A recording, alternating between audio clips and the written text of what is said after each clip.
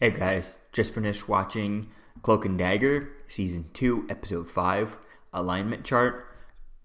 Oh my god, what an episode. Oh my god, this episode was amazing. So we see, there's all kinds of stuff that really goes on in this episode. We start off the episode with Tandy. She goes to see her mother since she just came out of Tyrone and his dimension inside there, which we do find out that Mayhem is actually still stuck in there, and Connors came back with her instead of Mayhem. So I think that was kind of interesting with that. I guess is because Dandy might have been the only one who could go in and out. Who can everyone could go in, but she's the only one who could come back out type thing. So I think that's really interesting. And she accidentally brought Connors instead of Mayhem. And I think that was really interesting to go in with that. And we see O'Reilly in this episode. She can't really kind of work things out. She still kind of doesn't have lost her aim and stuff. Can't shoot a gun. She's lost the kind of the will to fight, and she really doesn't have any of her go-getterness, and her drive or anything like that. It's completely gone. It's all with Mayhem, right? So I think that's really interesting with that.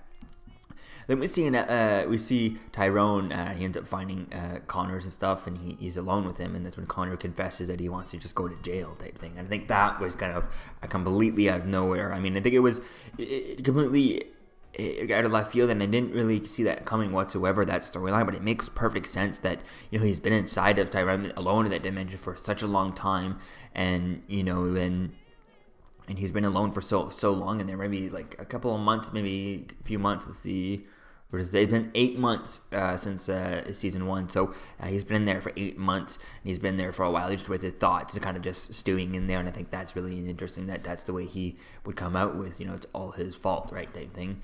And I think that's really kind of interesting to play with, to see where things go forward with that. Trying to take himself down and trying to take down his uncle would be really cool. Tyrone brings Connors to his father and stuff, and that was really interesting. And later on, we see Tyrone and his father talking, and then you can literally see Connors right there, and they're trying to whisper, to not have him hear. There's not another room in that house. There's not another go outside of the house somewhere. There's not another place where they could go, step into a bathroom together on that house. It just didn't make sense. It's so stupid, and I hate this. They do this in all TV shows. Even Daredevil does it, one of the best TV shows ever. They're just a few feet away from the person they're trying to whisper and not hear. They step away from someone, they don't want to hear their conversation, and yet they're only a few feet away from them, And that was just kind of silly. It was just kind of so silly. They're easily just in an eyesight line of them, and it just pisses me off when all shows do this. All TV does this, and it just drives me crazy. They're just get into another room, go into a completely different room, go outside the building, get away from the person you're trying to whisper and trying to keep secrets from, or the person you're discussing from. It just drives me crazy. We see Tandy ends up playing Leah, and then Leah at the end of the episode ends up playing Tandy, and Tandy is taken in an ambulance, and that's where we end this episode. So I think that's really going to be interesting going into next episode.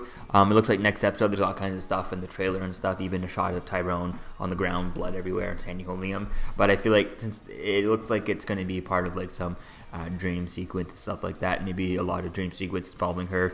Maybe she gets drugged by she's probably going to get drugged by the criminals and stuff, and so they can prostitute her out and stuff. I think that's going to be cool, and seeing how that kind of affects her memories and affects her dreams and stuff with her powers, and that's really going to be an interesting mind trip to kind of go on with that as things kind of build up and stuff. So I think it's going to be interesting to see as to where things go with this. I'd like to see how things kind of go with how long do they drag this out with her, how long do they keep her, how long is she going to be stuck in with these criminals and stuff, and the drugs that they're going to drug her with kind of make her kind of loopy, not able to kind of really fight her way out of it, and then it builds that up to the rest of the season type thing. I think that could be kind of interesting, seeing her kind of inner demons and fighting herself inside of her head throughout the rest of the season, and then building up to where things could go with that.